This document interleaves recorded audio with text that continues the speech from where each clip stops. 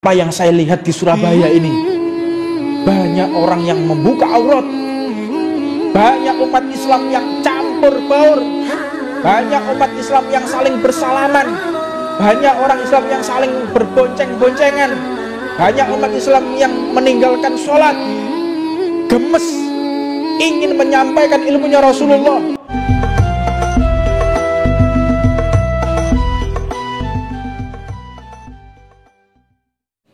Maka kita mendengar cerita Al-Habib Muhammad bin Idris Al-Habsyi.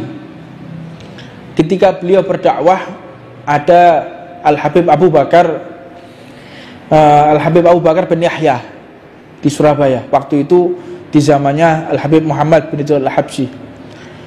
Beliau Abu Bakar bin Yahya ini seorang mutakallim, pandai sekali untuk ceramah. Sampai-sampai beliau itu gemes, saya ingin menyampaikan dengan apa yang saya lihat di Surabaya ini.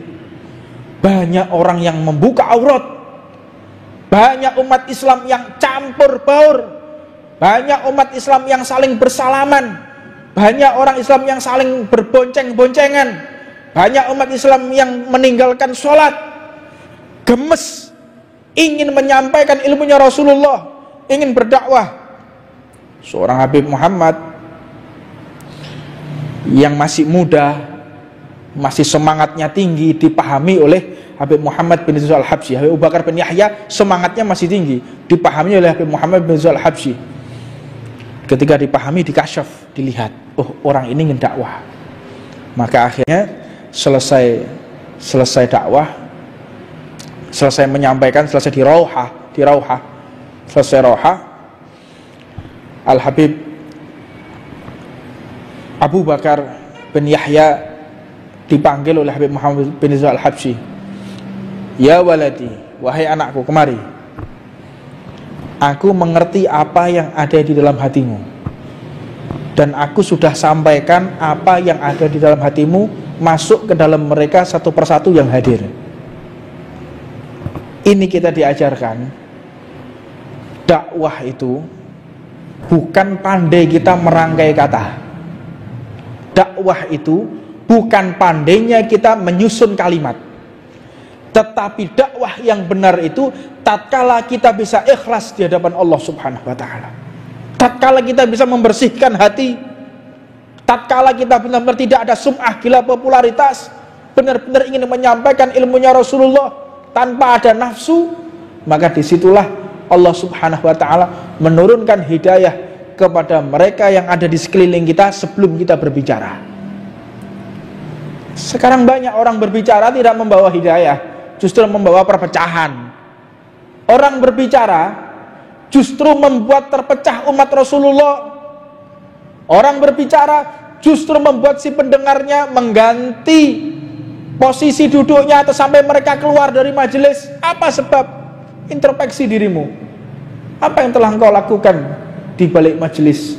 Apa yang telah engkau lakukan ketika sendirian? Apakah engkau sesuai dengan para salafmu? Apakah engkau sudah sesuai dengan mereka yang dekat kepada Allah Subhanahu wa ta'ala?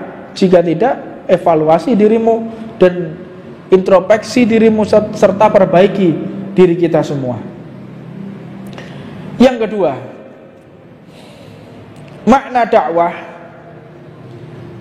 yaitu apabila kita berhasil membuat orang yang sebelumnya maksiat menjadi taat, yang sebelumnya mereka menenggak minuman keras jadi rutin di masjid.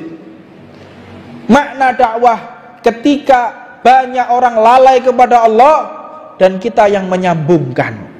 Itu makna daripada dakwah. Bukan cuman kita rame-rame, bukan cuman kita berkumpul gembar-gembor ke sana kemari, tidak. Tapi lihatlah asar dakwahmu. Banyak tidak orang yang kembali di jalan Allah? Banyak tidak orang yang mulai dekat dengan Allah? Banyak atau tidak orang yang mulai cinta sholawat? Banyak atau tidak orang yang mulai senang dengan majelis taklim? Jika benar metode itu ada, maka lanjutkan engkau berjuang di jalan Allah. Kalau tidak, hentikan dakwahmu. Yang ketiga,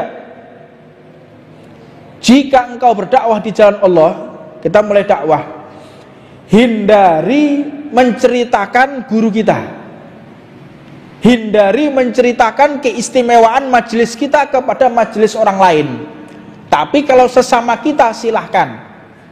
Tapi kalau kita menceritakan atau akan menimbulkan ta'assub, akan menimbulkan fanatik kepada golongan, jika seseorang menceritakan keistimewaan majelisnya kepada majelis yang lain, kau nggak tahu majelisku itu seringkali didatangi Rasulullah, majelisku itu mendapatkan hidayah dari Allah, majelisku, engkau menceritakan hal ini kepada majelis orang lain, wallahi ma yanfa', demi Allah tidak ada manfaatnya sama sekali, justru akan menyebabkan kecemburuan orang lain, justru akan membuat orang lain tidak mencintai, antar majelis terpecah. Namanya manusia, semua punya perasaan, semua punya perasaan.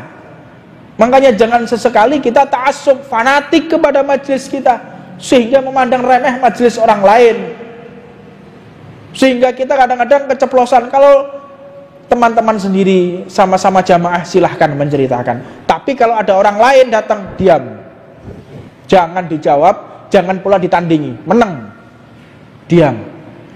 Ini metode para aslafun salih, mereka yang tidak ingin menceritakan kemuliaan kepada orang lain, diam. Makanya kalau ada orang lain terus bangga, majelis saya ini lebih hebat dari majelisnya fulan, majelisnya fulan kelas kacangan nih, kelas kacangan nih, majelis saya seperti permata.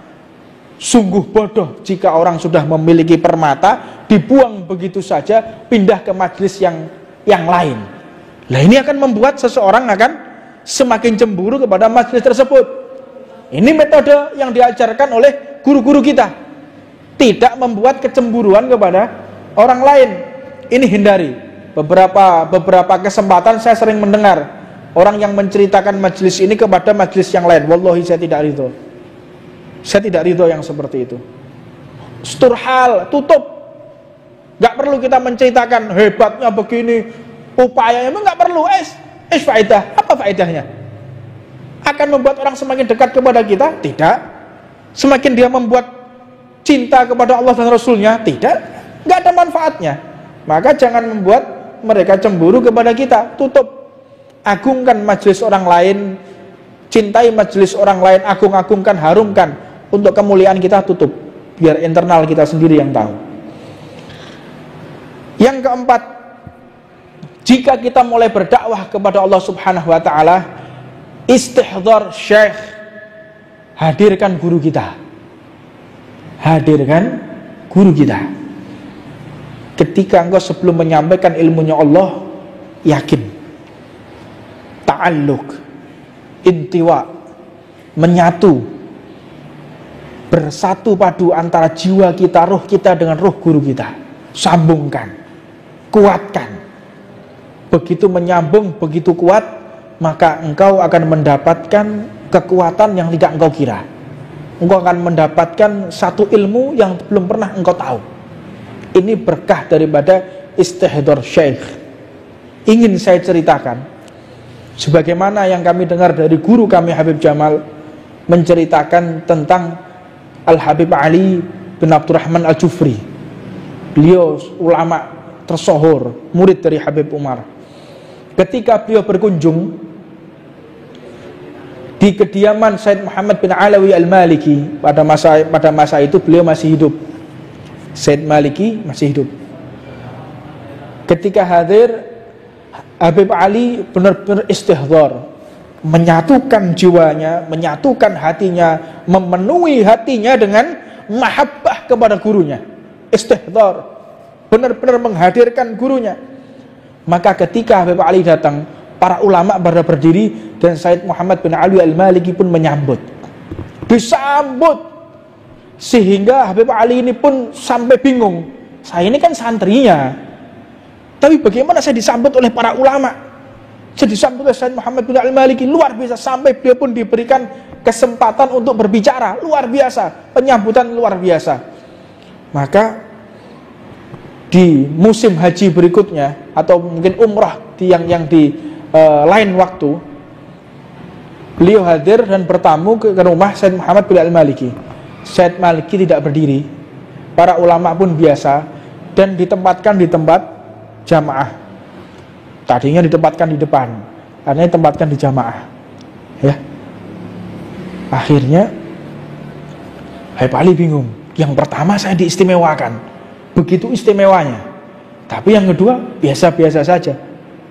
Apa sebab ketika datang yang kedua tidak menggunakan istihdar syekh, tidak menyatukan hatinya kepada gurunya, melupakan gurunya. Ketika dia ngajar, ketika dia datang majelis, melupakan gurunya, wis, tidak ada nur dalam majelis tersebut. Tidak benar jika seorang murid melampaui gurunya, jika seorang murid melupakan gurunya, jika seorang murid mungkin melangkahi gurunya. Na'udzubillah min dzalik. Engkau tidak akan mendapatkan apa-apa. Ini sekelas Habib Ali bin Abdurrahman Al-Jufri tidak dihiraukan tatkala melupakan hatinya kepada Habib Umar bin Hafid. Maka benar-benar kita harus pelajari bagaimana seseorang yang berdakwah di jalan Allah Subhanahu wa ta'ala. Yang kelima, dakwah itu kita khidmah kepada umat, bukan membuat umat berkhidmah kepada kita. Inna dunya wal akhirah yakhdum li khidmati Muhammad. Dunia dan isinya, alam semesta, dunia dan langit berkhidmah kepada Rasulullah, mengabdi kepada Rasulullah. Dan dunia ini pun akan menjadi pengabdi bagi mereka yang mengabdi kepada Rasulullah. Maka jangan sampai membuat umat yang berkhidmah kepada kita, umat yang mengabdi kepada kita, tapi buatlah kita yang mengabdi kepada umat. Ini masih kelima, insyaallah yang 6 yang ketujuh kita akan bahas di minggu yang akan datang karena waktu sudah habis. Mudah-mudahan Allah Subhanahu wa taala memberikan istiqomah kepada kita. Rabbana atina fid dunya hasanah wa fil akhirati hasanah wa qina adzabannar. Wa 'ala man wa sayyidina Muhammad bin Hafid wa 'ala man zaman wa 'ala mahib jaman wa la hadratan Fatihah.